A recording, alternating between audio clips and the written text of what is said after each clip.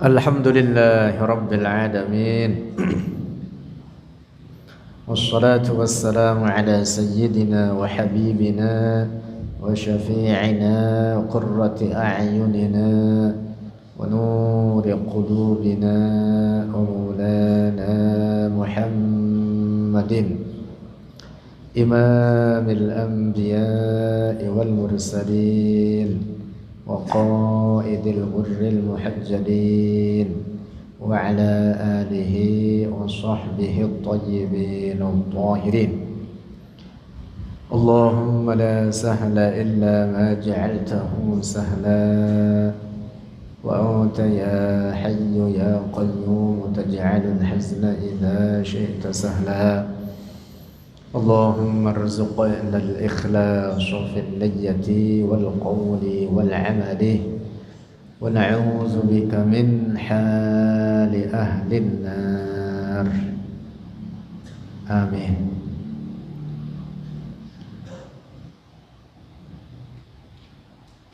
Pucuk pimpinan para ahli tasawuf di masanya, yaitu Al-Imam Al-Junaid Al-Baghdadi Abul Qasim Al-Junaid Al-Baghdadi Sayyidut Ta'ifatis Sufiyah, pimpinan kelompok para ahli tasawuf di masanya. Dan jalur tasawuf ke atasnya bersambung kepada beliau.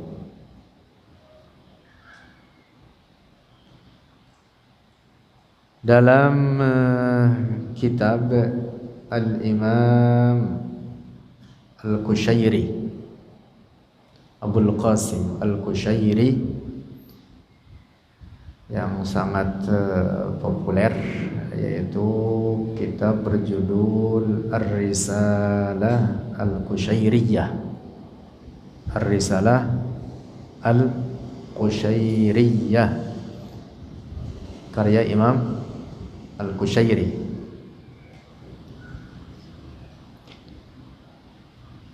Di dalam kitab tersebut dikutip perkataan Imam Al-Junaid Al-Baghdadi rahimahullah yang berkata, "Lau kuntu hakiman laqata'tu ra'sa kulli man yaqulu la mawjuda illallah."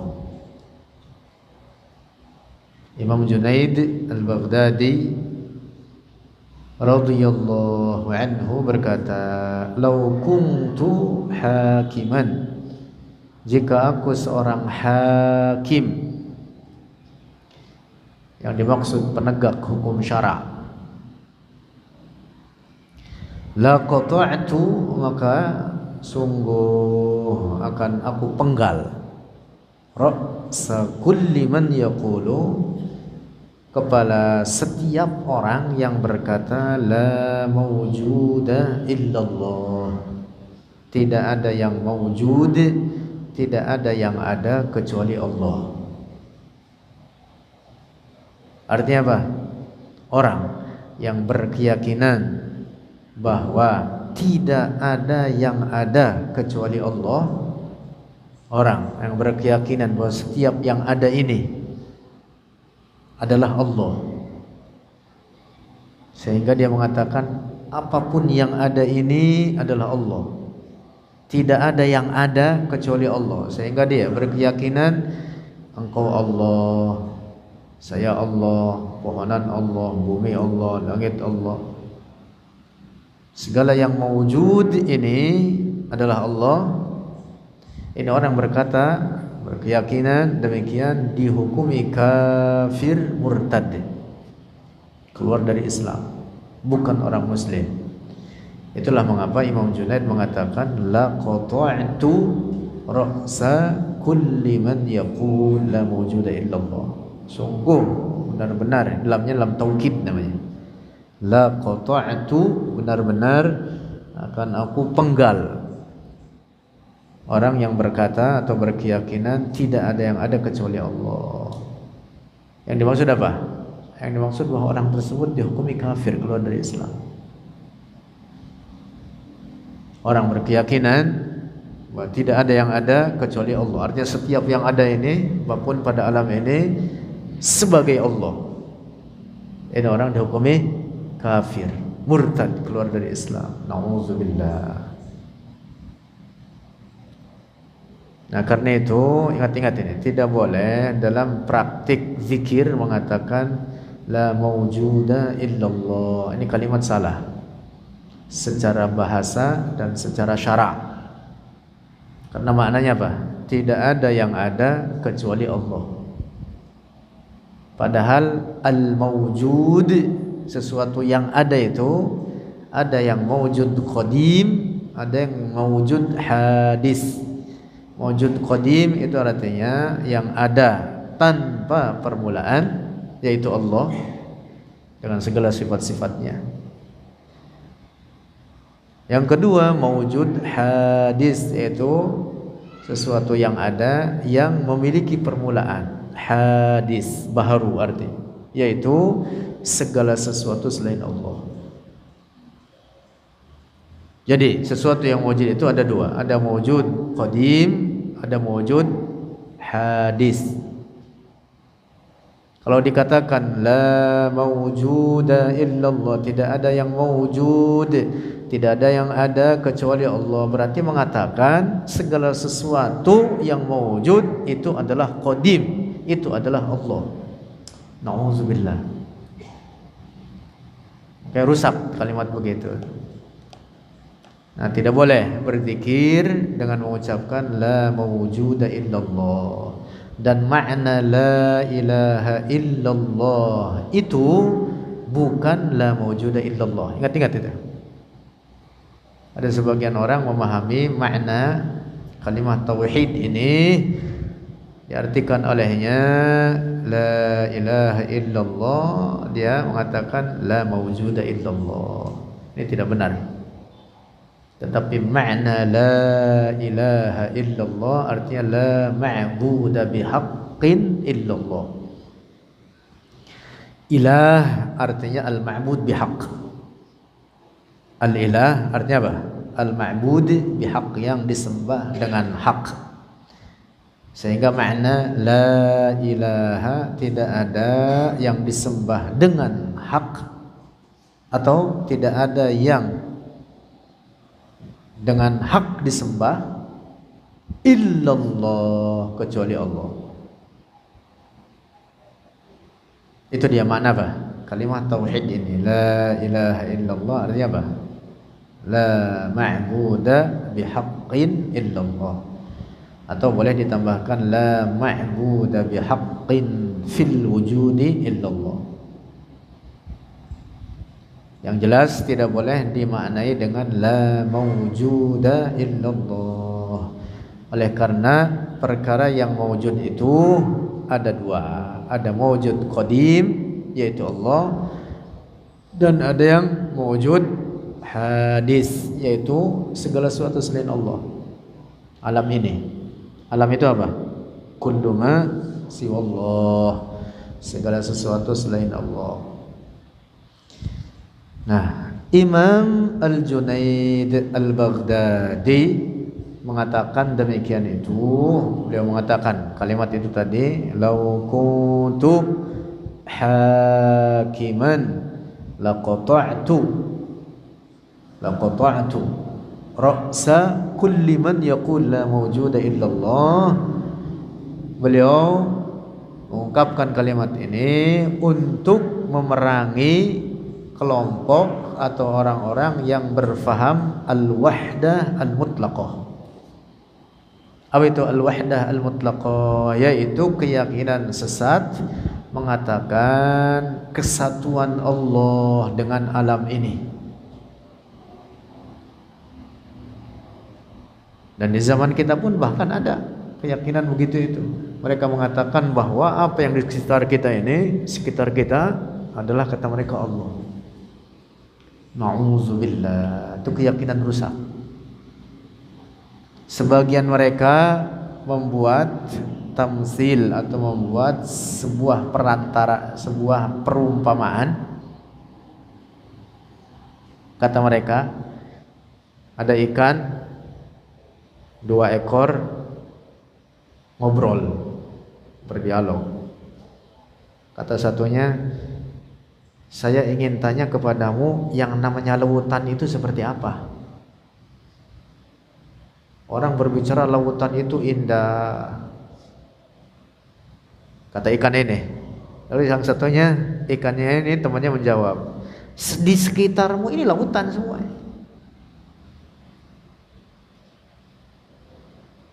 Nah, membuat perumpamaan seperti itu. Orang-orang wahdatul mutlaqah, al-wahdah al-mutlaqah, atau kadang disebut juga dengan wahdatul wujud, kesatuan wujud antara Allah dengan alam. Mereka mengatakan bahwa sekitar kita ini adalah Allah. Jadi udara Allah, langit Allah, engkau bahkan Allah, cahaya Allah, bumi Allah, apapun yang ada sekeliling kita adalah Allah, kata mereka, dengan membuat perumpamaan tadi ikan itu yang menanyakan lautan, bahwa lautan itu di sekitar dia. Lautan mah benar, tapi kalau dikatakan Allah seperti itu rusak. Itu namanya tasybih, menyerupakan Allah dengan makhluknya. Itu yang disebut dengan aqidah al-mutlaqah, al-wahdah al-mutlaqah, atau kadang disebut pula dengan wahdatul wujud, kesatuan wujud antara Allah dengan ciptaannya. Dan itu keyakinan rusak. Orang berkeyakinan demikian itu dihukumi kafir. Itulah mengapa Imam Al-Junaid mengatakan la qata'tu ra'sa kulli man yaqul la mawjuda illallah. Artinya ini orang dihukumi apa? Murtad. Dan hukum orang murtad itu dasar hukumnya dalam Islam apa? Dibunuh. Rusak akidahnya, keluar dia dari Islam, bahkan merusak akidah yang lain dengan keyakinannya itu. Nauzubillah. Nah, jadi perhatikan dan fahami, oleh karena keyakinan sesat itu yang seperti demikian itu tadi yang disebut dengan al-wahdah al-mutlaqah, atau disebut pula dengan wahdatul wujud, itu terus turun temurun hingga sekarang ini ada,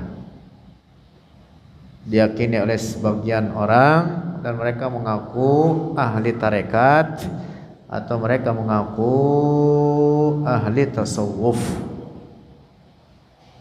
Dan sesungguhnya para ulama as-sufiyah, para ahli tasawuf as-sadiqun, para ulama ahli tasawuf sejati, mereka terbebas daripada aqidah wahdatul wujud ini. Mereka terbebas daripada aqidah al-wahdah al-mutlaqah. Ini buktinya. Pimpinan para ahli tasawuf, Al-Imam Al-Junaid Al-Baghdadi, beliau memerangi aqidah al-wahdah al-mutlaqah ini. Dipahami nih. Nah, demikian pula para ulama yang datang sesudahnya, sesudah Imam Al-Junaid, terus turun temurun ke bawahnya.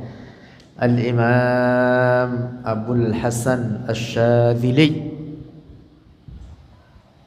seorang yang kuat memegang aqidatut tauhid, ahli tasawuf terkemuka, pimpinan tarekat Asy-Syadziliyah.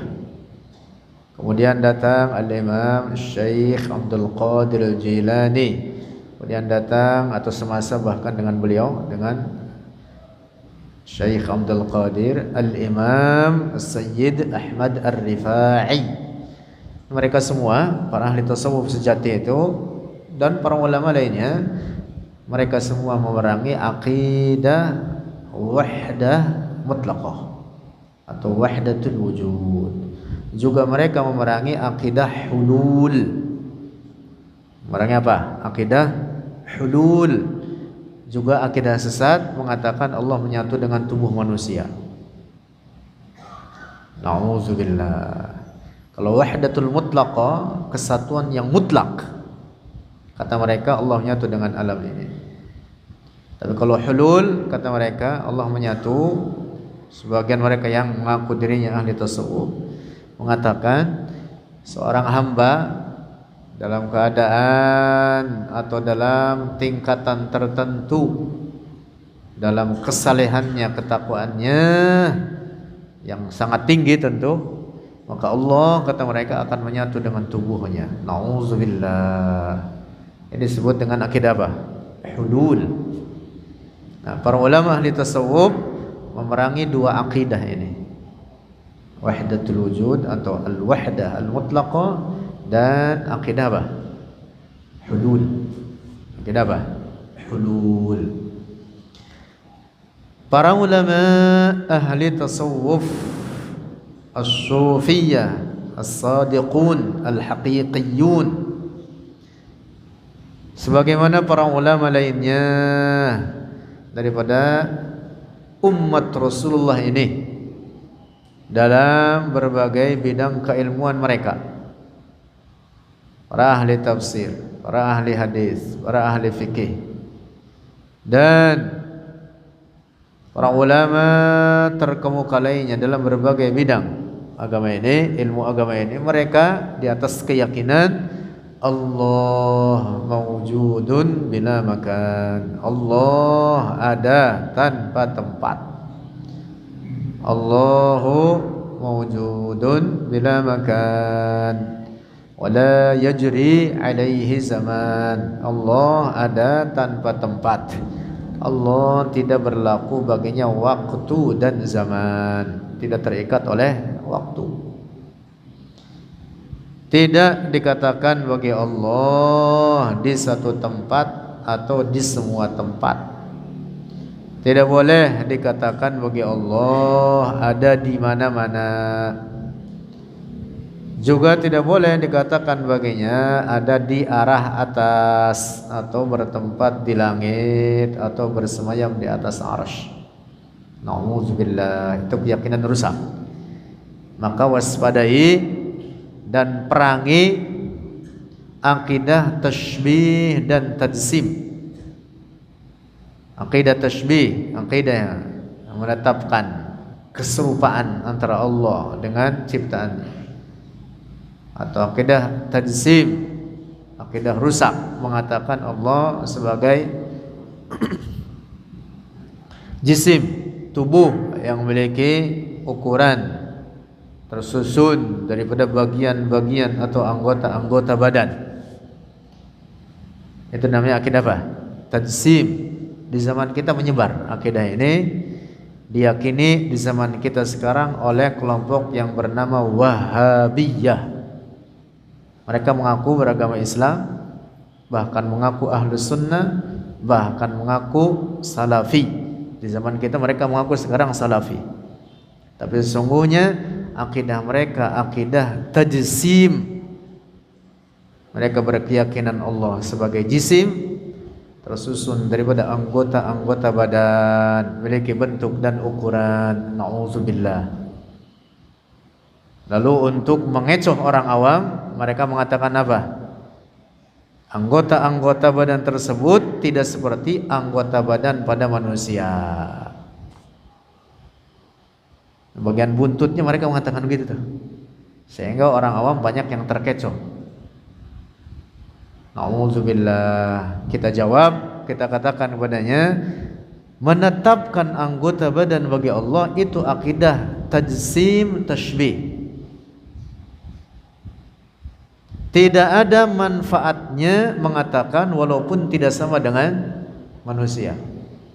Karena dengan menetapkan adanya anggota-anggota badan bagi Allah, ada bentuk dan ukuran bagi Allah, itu berarti sudah menyerupakan Allah dengan ciptaannya. Paham ini? Allah Maha Suci dari anggota-anggota badan. Allah Maha Suci dari segala bentuk dan ukuran, kecil maupun besar.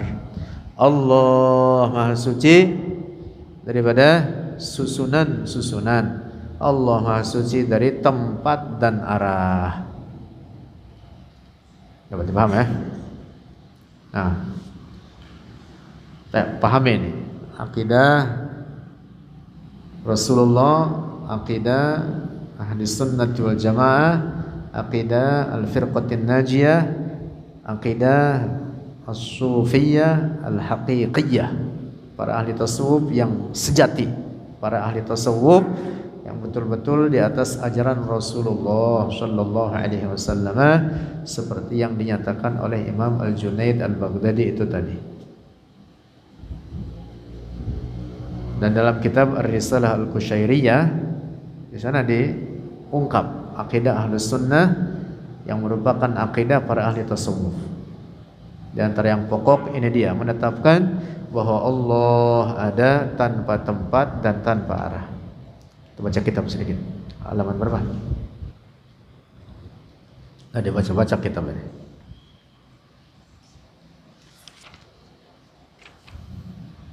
(50) ya? Yang mana yang atas?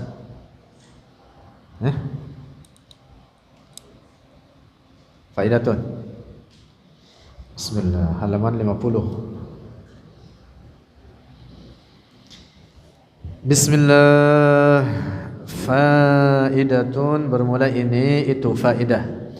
Sayyiduna Muhammadun sallallahu alaihi wasallam Rasulullah, itu Rasulullah ila jami'il khalqi, kepada seluruh makhluk.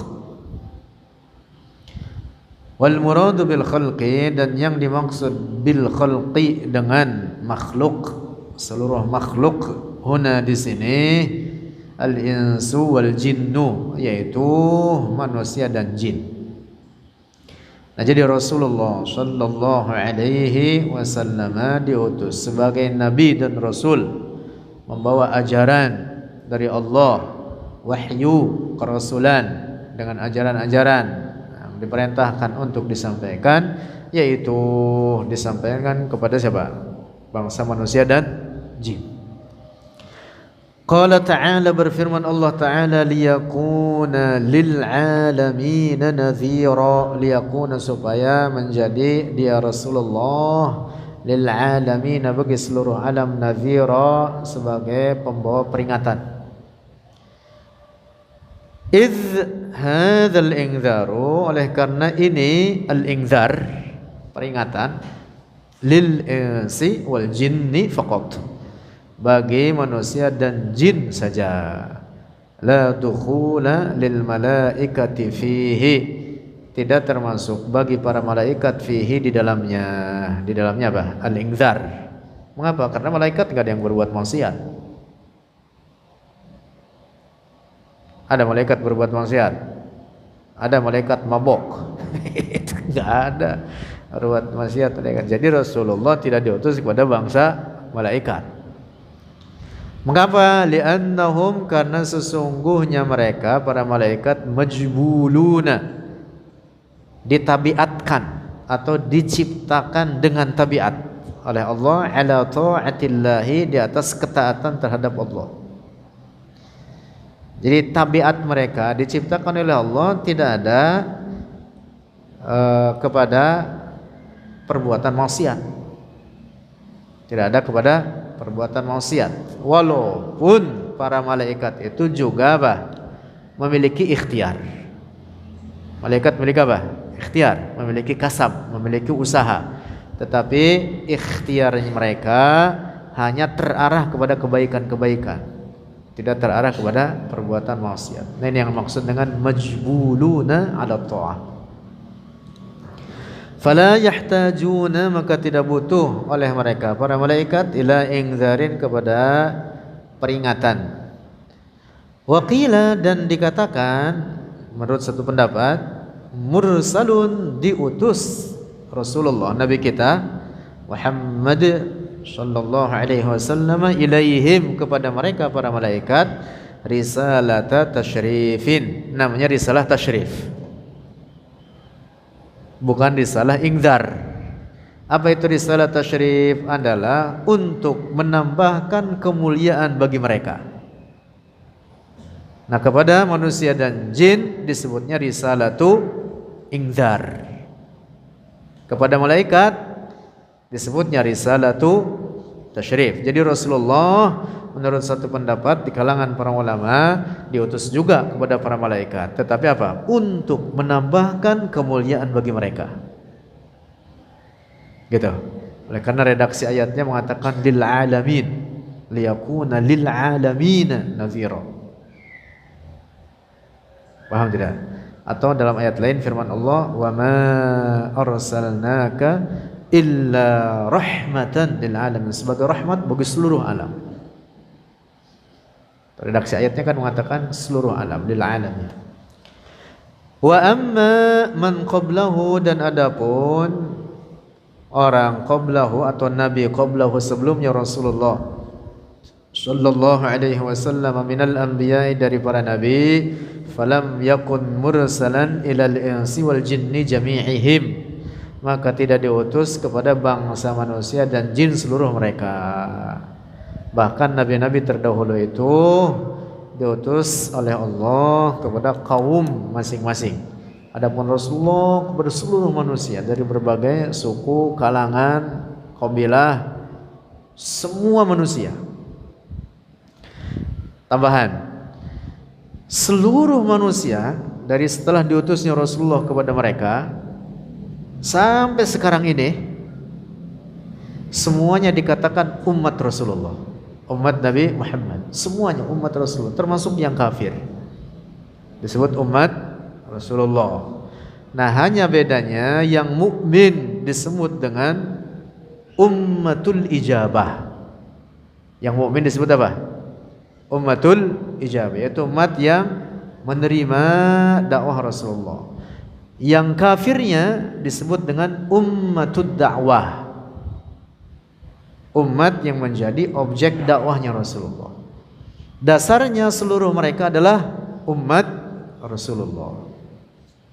Cuman terbagi dua itu. Yang mukmin disebut ummatul ijabah, yang kafir disebut dengan ummatud dakwah.